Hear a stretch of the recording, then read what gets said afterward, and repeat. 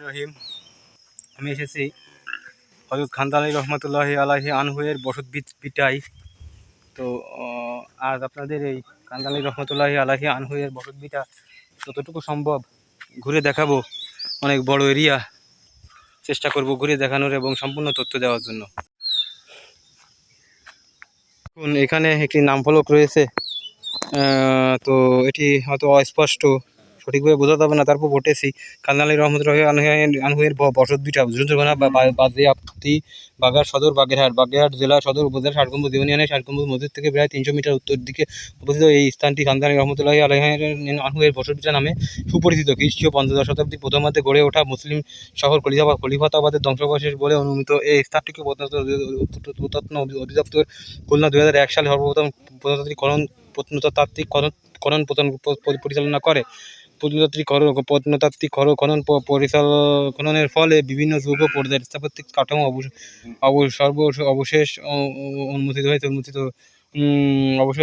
অবস্থিত স্থাপত্যিক কাঠামো প্রাপ্ত প্রত্নবস্তু মৃত পাত্রসমূহ বিশ্লেষণের মাধ্যমে এটি বসতি এলাকা বলে অনুমিত করা হয়। এখানে প্রাপ্ত বস্তুর মধ্যে রয়েছে লোহার বাটখারা, ওয়েট, অলঙ্কৃত ইট, রঙিন tiles, glazed ware, polychrome glazed ware, stone ware, গোলাপি আভাযুক্ত সাদাটে, china porcelain, celadon, royal blue coloured glazed ware প্রভৃতি উল্লেখযোগ্য। ৩১শে মার্চ ২০১১ তারিখে প্রত্নতাত্ত্বিক সংরক্ষিত প্রকৃতি হিসাবে তালিকাভুক্ত হয়। ১৯৮৫ সালে ঐতিহাসিক মসজিদের শহর বাগেরহাট নামে ইউনেস্কো তালিকাভুক্ত বিশ্ব ঐতিহ্য স্থলে প্রত্নস্থলটি অন্তর্ভুক্ত।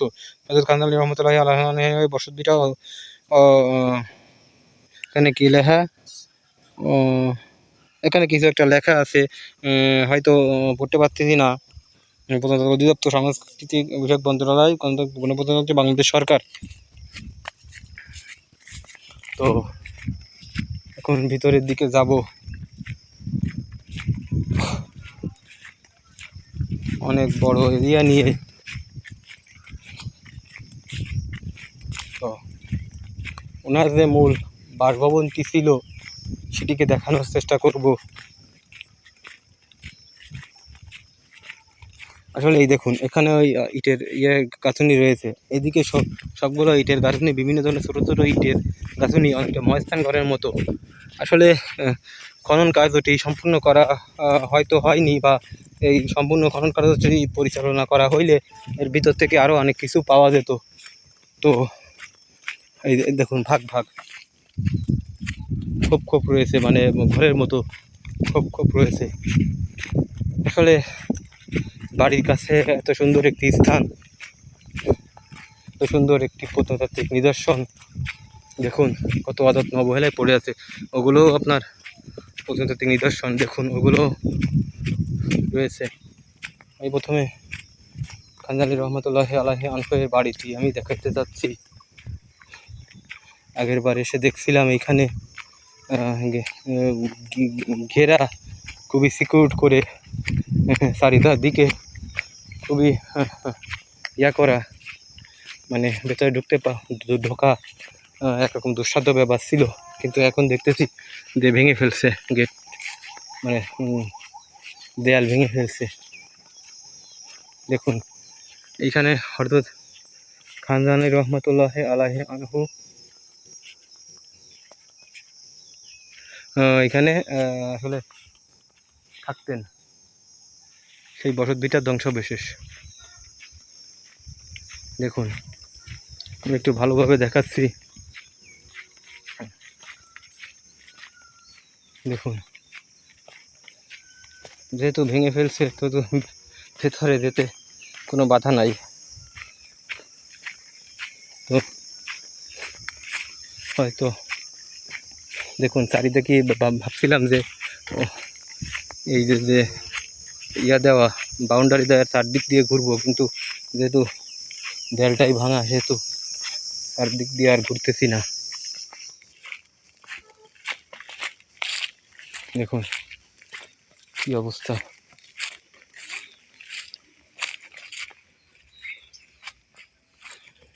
দেখুন আমি যশোরে ভরত ভাইনা যে একটি ইয়া দেখছিলাম, ভরত ভাইনা নামক একটি জায়গা, খুবই উঁচু প্রকৃতির, অনেকটা সেই ধরনের ফিল পাচ্ছি। ভরত ভাইনা দেউল, সেটাও অনেক ইট টিট দিয়ে অনেক উঁচু পাহাড়ের মতো, সেটা ভরত ভাইনা দেউল নামে পরিচিত। দেখুন,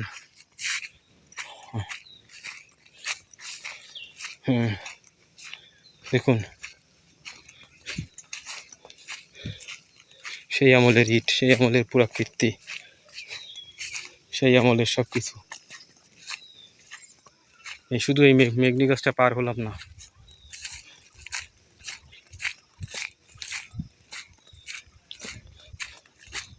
দেখুন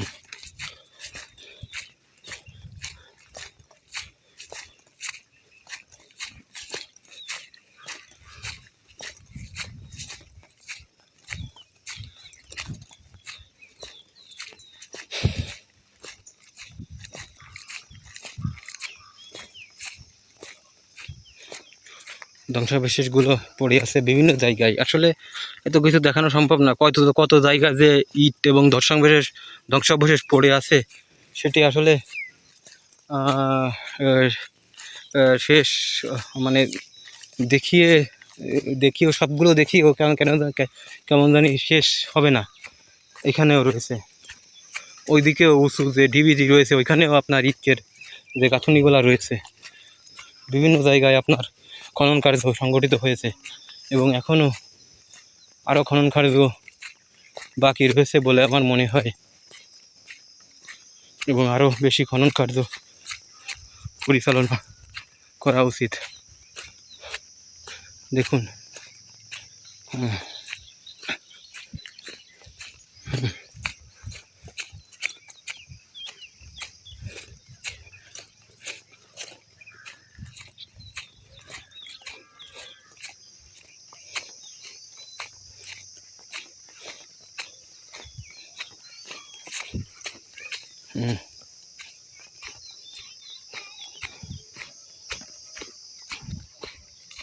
দেখুন ওটি ছিল খানজানের ঘর। এটাই হয়তো ইবাদতখানা বা কোনো একটি কিছু ছিল। এখানেও র্যাগ আছে যে এখানে কোনো বিল্ডিং ছিল বা কোনো প্রত্নতাত্ত্বিক নিদর্শন ছিল। দেখুন, আসলে দেখিও শেষ হয় না, কত দেখাবো, ওইদিকে আরও দেখানোর বাকি। তো এদিক দিয়ে বের হয়ে যাওয়া যায়,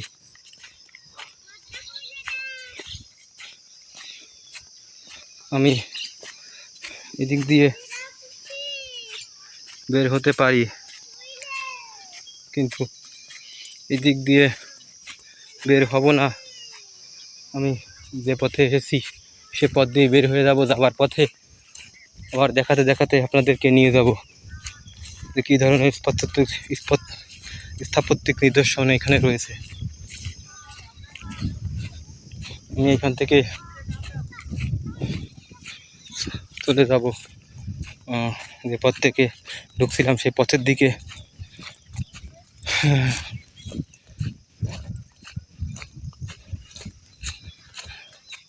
একটি ইতিহাস ঐতিহ্য যে ইতিহাস ঐতিহ্য আপনার সংরক্ষণ করা উচিত, তাহলে সেই দেশটি অধিকতর সমৃদ্ধ হয় এবং বাংলাদেশের পর্যটন শিল্পে যথেষ্ট আপনার রয়েছে, সম্ভাবনা রয়েছে। এবং বাগেরহাট যার অন্যতম শ্রেষ্ঠ একটি জায়গা হতে পারে, এবং বাগেরহাটে আসার বিষয় যে বাগেরহাটে দেশি বিদেশি মিলিয়ে পর্যটকের সংখ্যা অত্যন্ত বেশি হয়েছে এবং বেড়েছে, আগের চেয়ে অনেক পরিমাণে বেশি দেখা যায় পর্যটক। তো আমার মনে হয় যে এই সমস্ত নিদর্শনগুলো যদি আরেকটু সংরক্ষণ করা হয় তাহলে আরও পর্যটক বাড়বে এবং আমরা অবশ্যই উপকৃত হব এবং টাকা ইনকাম করতে পারবো। এখন এগুলো ধ্বংসাবশেষ, এগুলো প্রত্নতাত্ত্বিক নিদর্শন। এইগুলো এই যে এটিকে দেখলে অথেন্টিক মনে হয় যে এটি হযরত খানদান আলী রহমতুল্লাহি আলাইহি, এই যে দেখা যায় খানদান আলী রহমতুল্লাহি আলাইহি আনহু এর সময়ও করা। তো এর উপরে একটু উঠে যায়, একটু একটু বাকি থাকবে কেন, এটিও সম্পন্ন করে যায়। দেখুন আমি যে পথে আসতেছি ওই যে পথ দেখিয়ে দিলাম সেই পথ থেকেও বেরোনো যায়, কিন্তু আমি এখান থেকে বেরিয়ে যাচ্ছি। ধন্যবাদ সবাইকে। তো হযরত খানদান আলী রহমতুল্লাহি আলাইহি আনহু এর বসত ভিটার ভিডিও এখানে শেষ করছি। সবাই চ্যানেলটি সাবস্ক্রাইব করে দিয়ে পাশে থাকবেন এবং পাশে থাকা বেল বাটনটি বাজিয়ে দিবেন যাতে এরকম, এবং লাইক কমেন্ট শেয়ার করে দিয়ে পাশে থাকবেন যেন এরকম আরও অনেক ভিডিও বানাতে পারি। সবাইকে ধন্যবাদ।